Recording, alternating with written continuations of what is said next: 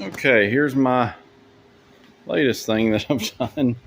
So these pieces of steel are what I used to weld to the feet on both sides when we were moving it. We had to be able to pick this thing up, set it on a trailer, and slide it, and that's the only way we could come up with doing it. Me and a friend of mine moved it, and because this is heavy enough, I was able to weld it to the feet on both sides, and then we were able to put just this part on the trailer while the rest of it wasn't on the trailer and start pulling it that way up onto the trailer. And it also helped to get it moved, and it's just handy in general to have those under it when you're moving it. So that worked out really well, but you can see where the welds were. And for some reason, we didn't weld it, just like right here. We welded it all the way across. Well, the problem is the angle was sitting right here. So how are you going to get a grinder into that, like right in here? Now here, you could grind down and you're good. But right in here where you're butted up against the angle, so it was, like that, you can't get a grinding disc in there for nothing. But that's where this thing comes into play. So this is a carbon air arc gouger, and it uses these. So I think I put like 170 amps from my stick welder, and you're able to basically blow that away. Now I'm going to have like 15 scabs on my head from all that stuff blowing on top of me and settling into my hair. I can't find my welding cap, so I just got burnt. But either way, I was able to gouge all that out and just knock them down. So I'd picked everything up, and these things really want to fall forward and kill you. So that's a little hairy, but I was able to pick it up with a toe jack right there. I've got 4 of these things, and man, I'm telling you, that's the best money I've ever spent for moving stuff. Those toe jacks are awesome. But I also, while they were on it, I went ahead and scooted this thing all the way here. I don't know why, but I kind of centered it when I put it in at that opening. Actually, I think I put it here before I actually built all this, so it was just kind of sitting there. And the problem was, the machine was like right in this area, so you have no room to walk in here. And these were sticking out, so every time you walked over it, you were, having to pick your feet up and kind of get over and around it. So that was always kind of annoying. But now, once I clean all this crap up, I can, roll something in here if I need to. And I've got a large enough opening that I can walk through fairly easily. So once I pour concrete in here, I'll be able to actually go in and out fairly easily. And I'm amazed, but I actually just barely cleared my support right here.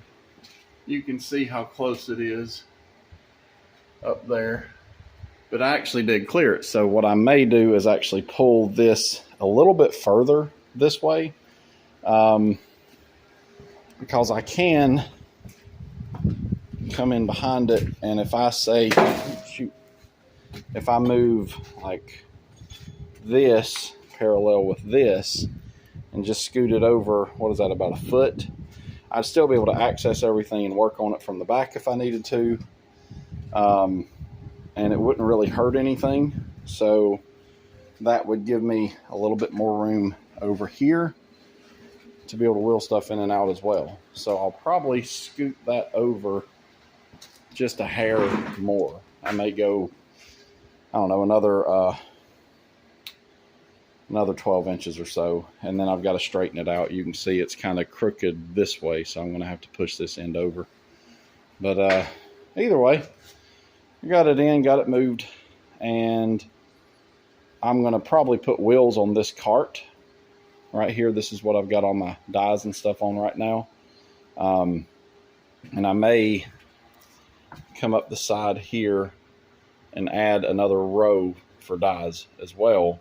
And then off the side, your longer dies like that one or this one, I'll have it where I can store them, sideways.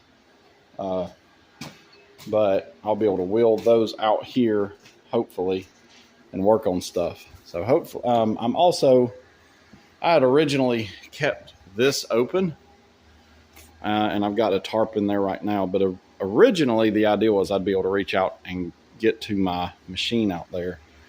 And I've rethought that.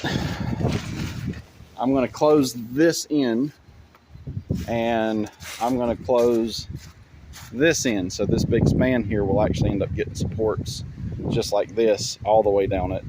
But I'll be able to walk through here on the side, and I'll be able to load it from this side, and I'll probably make this some kind of a door so I can access this if I need to.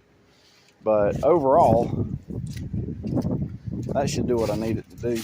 Where did that come from? Either way, so this will be the next thing I close in order to, and then that will be a door. So that'll be closed in there, and that'll be a door out to that part of it eventually as well. But either way, I think it's going to work out pretty swimmingly. So now I can actually walk through here fairly easily. Head's itching, getting burned. So I'll clean all this stuff up. But I tell you what, if you've got to get rid of a weld, these things you cannot beat. This one's like a 600 amp, I think. No, 400 amp. It's a 400 amp version. I wish now that I would have bought the 200 amp. It's been smaller, a little bit easier to handle. And I probably will still do that and just hold on to this one. But this machine, for everything I've ever used it for, has been an absolute beast. It's an awesome machine. I cannot say enough good about that machine for the money.